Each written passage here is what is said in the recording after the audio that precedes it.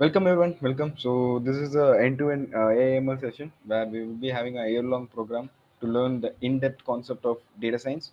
So welcome you all. So for this new session, which is we're gonna learn about coding language, one more coding language that is R. Actually, we have completed Python. So for the last three sessions, we have learned about the nuances of Python, fundamental things of Python, how like how to set up the IDE for Python, what are the basic things we are having in a Python, and we have just moved on to some middle level things and then some advanced things.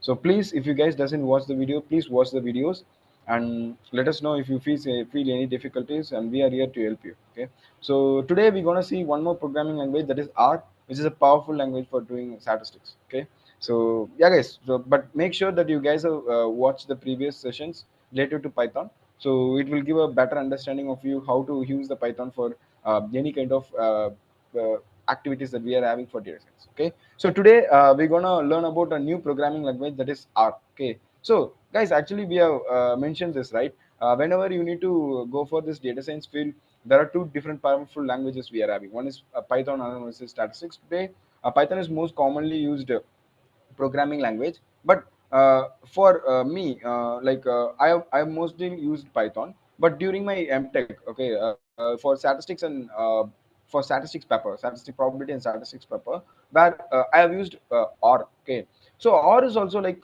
it is also an English programming language, English kind of programming language. It is very simple programming language. So that time I have a feeling like R is like very easier when compared to Python. But nowadays I'm just started to use Python. But R is also very simple. I'm just saying it is not that much difficult when compared to C, C++, Java, like those things. It is similar to Python. It is also a syntax which is very, very similar to Python. So I'm just trying to convey you guys like it is similar to Python. So you can easily learn. Okay. So that's the thing. So hope you guys understand what I'm able to convey you. Okay. So yeah, guys, today we're gonna learn the introduction about R. Okay. So yeah, sir. Any introduction that you need to give for this R programming, sir? Over to you.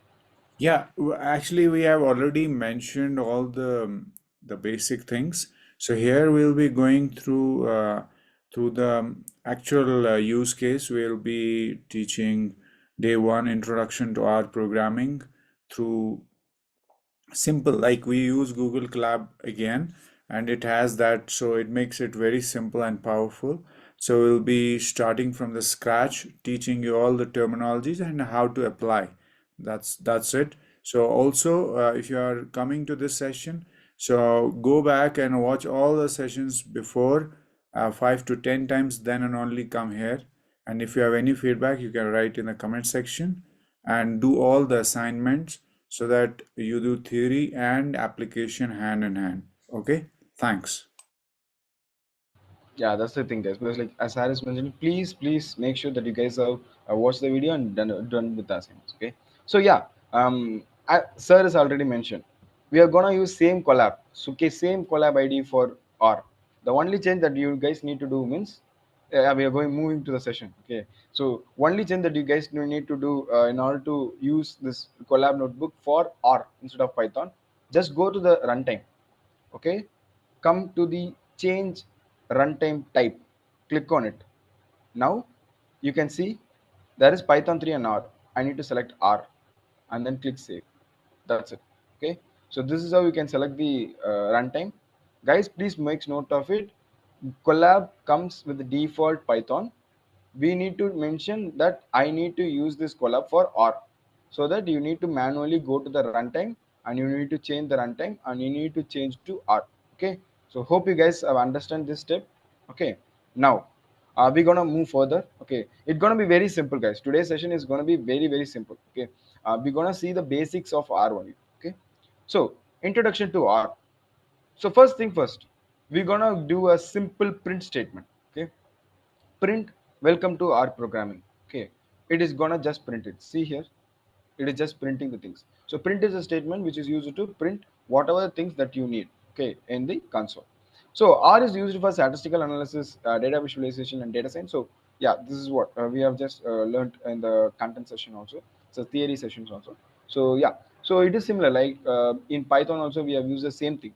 Okay, print is a statement which is used as a input, like sorry, output. It can print whatever things that we need. So yeah, this is how the first thing. Whatever you need to give a output, then you need to give in a statement of print. Yes, sir. Over to you. Yes. So again, the introduction to R, we need to give a print statement, hash print, a simple message you can print, print welcome to R programming. Okay, so simple, and then you need to give R is used statistical for statistical analysis. First, you need to understand all data science concepts. Okay, and then you will be able to use R because R is a tool. Data science is a combination of concepts, algorithms, and tool. So this is what makes it. So then first is you need to deeply understand the concept, statistical concepts, okay? Then you will be able to do statistical analysis, data visualization, and data science. So we have written the statement welcome to R. We are getting the output. Input is welcome to R programming. So you get the output. Basic of R syntax, variable and data types. So you already know what are variables. Yeah. X, X variable X has a variable 5, Y has hello, Z has true.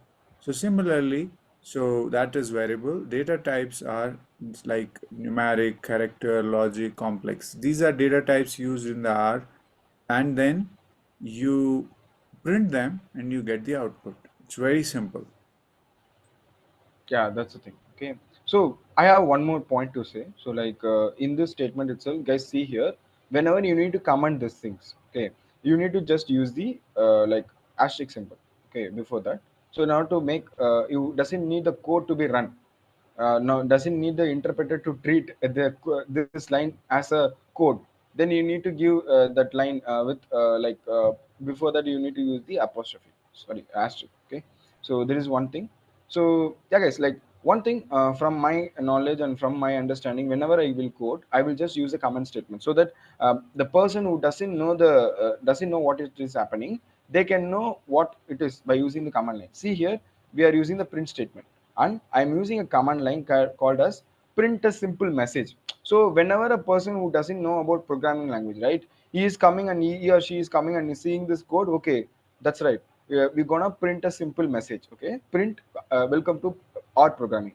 So it becomes more readable, right? So you guys need to follow these things so that what happens means it becomes the language more readable by anyone who doesn't know this language also. Okay, programming language. Okay, that's one thing you guys need to strictly follow. Okay, so yeah, that will be very helpful for us in the future also. If after a year or 2 years when we come again and we will see this notebook, we doesn't if we are not commenting it out, we're not able to understand this. Like leave this print command. Print is very easy. When you write a code, okay, for like a block of function or 10 lines of code, you need to comment each and every line so that only in future for our reference itself it will be helpful. Okay, like I'm just saying you need to create a documentation in a form of comments. I'm not saying it should be a separate file. In the same file you guys need to attach comments. Okay, it's a major thing, guys. Just go for it because like I have faced a lot of things, a lot of trouble because like after a year or after 6 months I doesn't able to understand what I have written. So it will be helpful for us if we have commented it out. Okay, that's the thing, guys. Please make sure that you have the comments in place. Okay. So next, what we're gonna do means we're gonna see about basic R syntax. Okay, we're gonna see variables and data type. Actually, we have already discussed about what is variable. Okay, variable is a name which is given to a value so that we can use it further. Okay, like we have put it in a simple manner, right? So my name is Raja. So whenever you guys need to mention me, you need to mention me as Raja. So I have some characteristics. Okay, Raja is a variable which has a characteristics is the data. So whenever you guys need to represent me, you need to call my variable. That is my name, Raja. So this is what variable means. And data types is like a characteristics, okay, of a person. So data type is the characteristics of a data in this programming language. So what kind of data it can hold. Okay, that's the thing. Now, moving further, guys, see here. It is somewhat different than other programming language, not like uh, random programming language. So consider Python, okay, and R. We gonna declare some values to a variable. Okay, see here, x and then we are having a reverse arrow, and we are having 5. Why reverse arrow? Hello. Is that reverse arrow true? And finally, we are having W reverse arrow, and we are having some complex number, right? We are having some real part, we are having in a float type, and imaginary part is an integer type. Okay, it is supporting complex numbers also. Okay, so guys, this is how you need to declare a variable values to a variable in R. Okay, so that's a major thing, guys. You need to remember, because like we doesn't have any assignment operator here. See, guys, here this reverse arrow is assignment operator.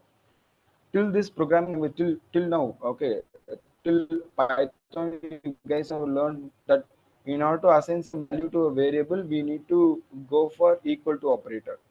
But see here, we are having completely different thing. Okay, we need to use a reverse arrow in R to assign some value to a variable. Okay, that's a major thing. Okay, and as we have mentioned in Python, it is similar in R. Guess. So I will give a minute. Okay, guess by using these statements. I am saying that it is very close. I will say it's same as the Python.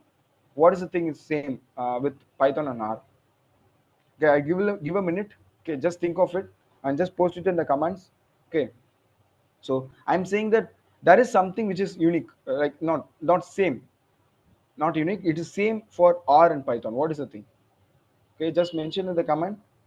Okay, I'm gonna reveal the thing in a minute. Okay, so before that, guys, please mention in the comment that what is unique while declaring a variable. What is unique in the R and also in Python? Okay, so just mention in the comment.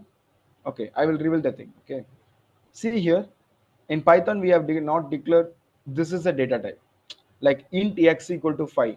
Similarly, in R we are not declaring int x equal to 5, right? Int reverse arrow equal to 5. We doesn't providing it. So the compiler or R programming is itself understanding this value is the integer value by itself. Okay, whenever we give 5, it is treating it as a numeric value. Whenever we are giving hello, it is treating it as a character value. Whenever we are giving it as a true, it is treating it as logical operator or logical value or boolean. And whenever we are giving two things, one is a real part and then an imaginary part, it is treating it as a complex number. Guys, can you guys able to understand? So these two languages are making the things very easier, because if we gonna use int, float, string, character, like those things, it gonna say take spaces, take time also while processing. Okay, somewhat like it can be negligible time, but it's gonna take some time. Okay, so space is reduced, time is reduced, and it is a new way of declaring the things, guys. Okay, that's a major thing. Okay, now I'm just printing it out. Okay, we have seen a print statement, like whenever we need to output something, we need to go for a print statement. I'm just printing everything, x, y, z, and w. So this is all about variable, guys. So hope you guys have understand this. So we are moving for a data type. Whenever you need to have a data type of a variable, you just call class. Okay, class of x, class of y, class of z, and then class of w. We are having numeric, character, logic, and complex. It's the same thing. Okay, it is class means it's gonna return the data type. Okay, now you guys tell me how it is returning x is a numeric value, because we doesn't declare it as an integer, but already it is doing it. How?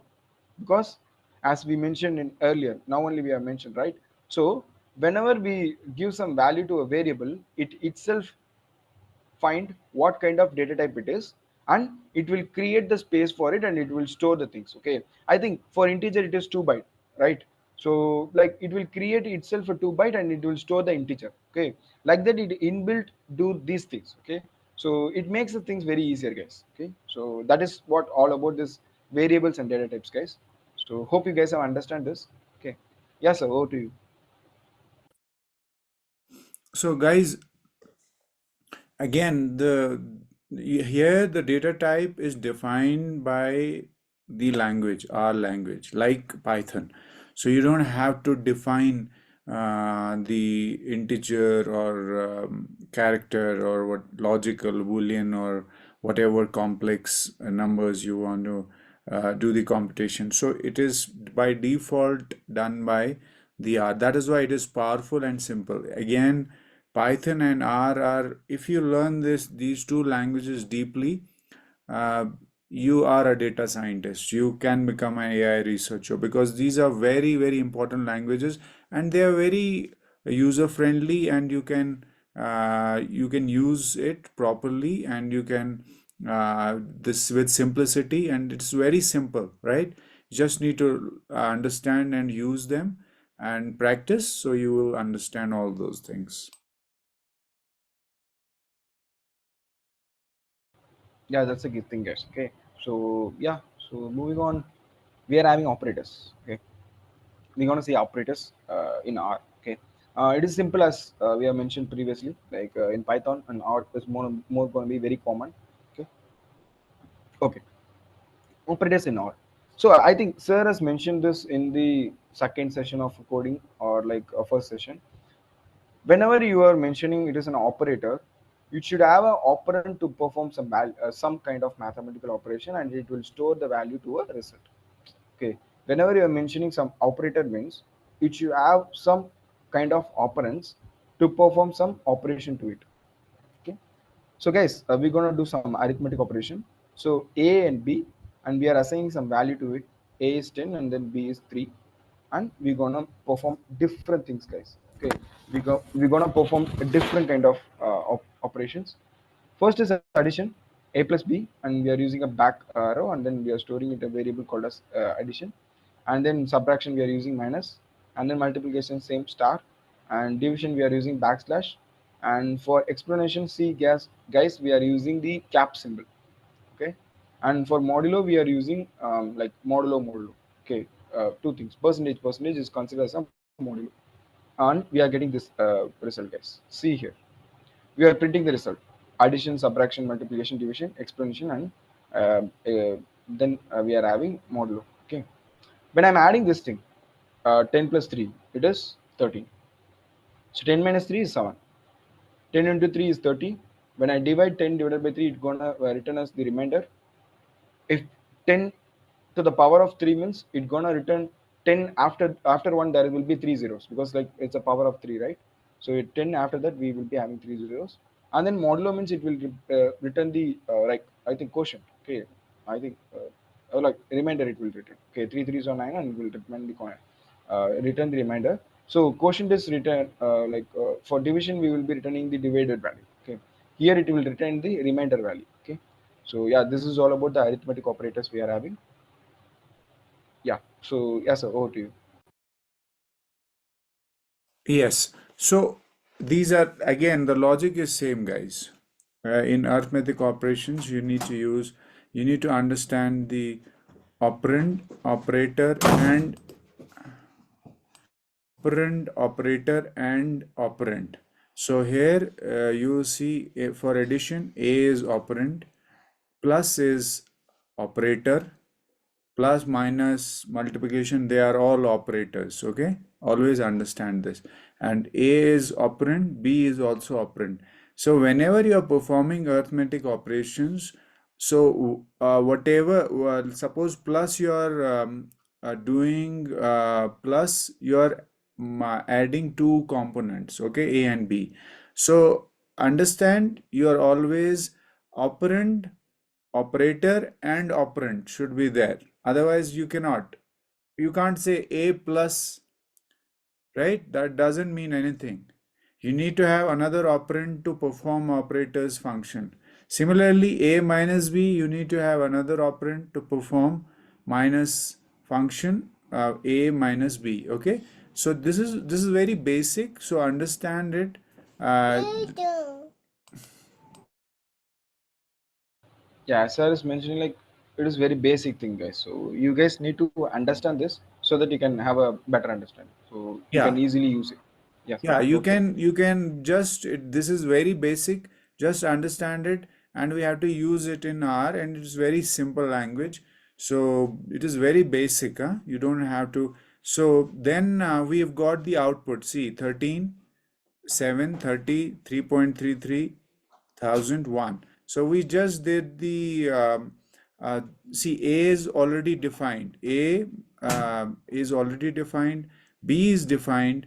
So then we are doing operation on all 10 and A and B. We are doing with all the addition, multiplication, subtraction, division, okay, modulo, exponentials. So we are doing all the operation on this, so we get different outputs. See that, so this is basic. So you just need to understand operand, operator, and operand should be there. And in computer science, so this is the name we call. Okay, you need to know this. Okay, keep learning. Yeah, actually, like, yeah, that's a great point. Okay, yeah, guys. So next we're gonna see something called as relational operators. Okay, so I think a relational operator is something which is a very unique thing. We can do something called as comparison kind of thing. We can do by using relational operators. Okay, so see here, guys, we are having the same values for A and B. Okay, see A is like what 10, B is 3. So A is greater than B. It's right, right? So it's gonna return the Boolean value, true. A equal to B means whether they are equal. No, they are not equal. 10 is not equal to 3. So it's gonna return the false. And we are giving one more statement like A not equal to B. Like we if we have an exclamation mark, that is called as not. Then we are having equal to, not equal to B. Yeah, it's true. Okay. So this is a relational operator that we are having. Yes, sir. Over to you.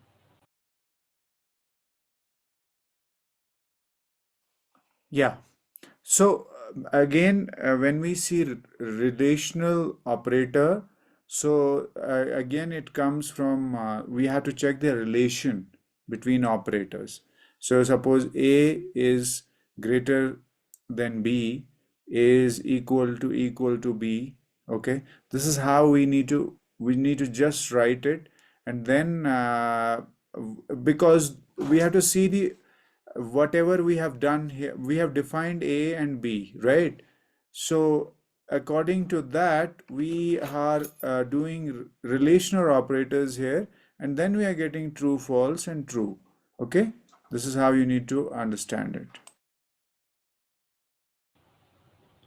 Yeah, that's a thing, guys. So you need to, like, whenever we need to go for a comparison kind of thing, you need to use the relational operator. So that is what all about this operator. Okay. Now we're gonna see logical operator.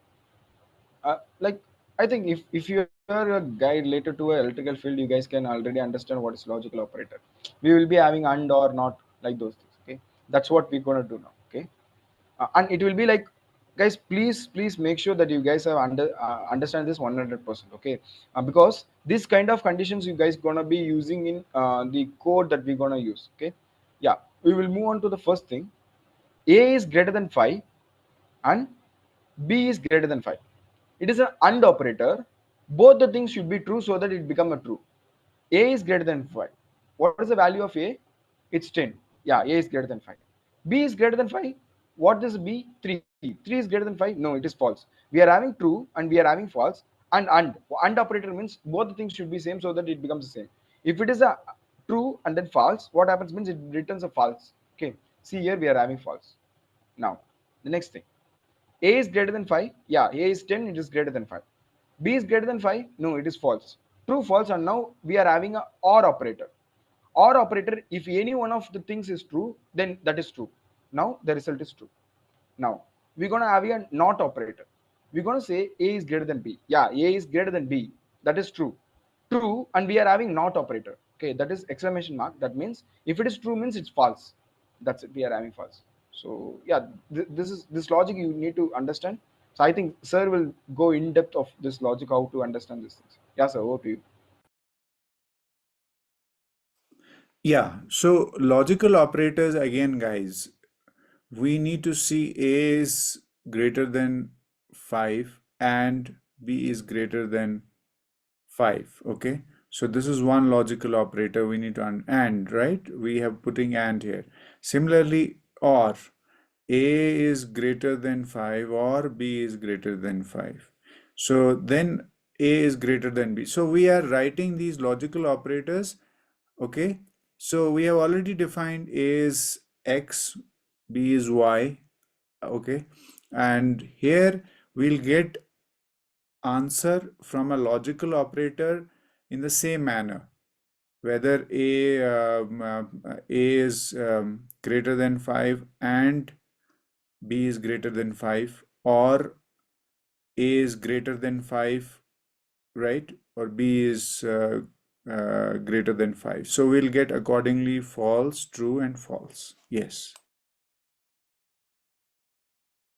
Yeah, so that's the thing, guys. So this is how we will be having operators. So actually, this time we have seen lots of operators when compared to Python. In Python, we have seen only arithmetic operators. These operators are also available in Python, but this is a way that we are just doing operators functions in R. Okay. Hope you guys enjoyed this session. Like we have seen about different things today. Like first of all, in order to treat this, I will just summarize the things what we have learned today. Like first of all, we have treated, in order to treat this collab as the something like for use for or, we need to change the runtime. Okay, I have just mentioned, right?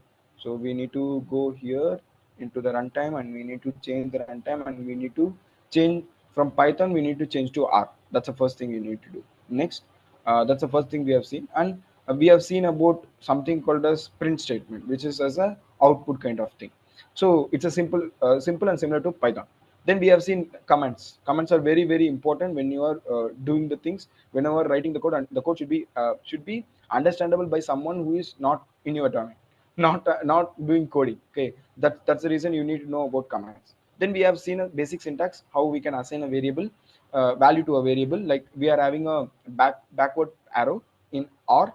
When compared to all other programming language, it is unique, right? In all other programming language, it will be equal to operator, but here it is backward arrow. Okay, and similarly we are just printing it out.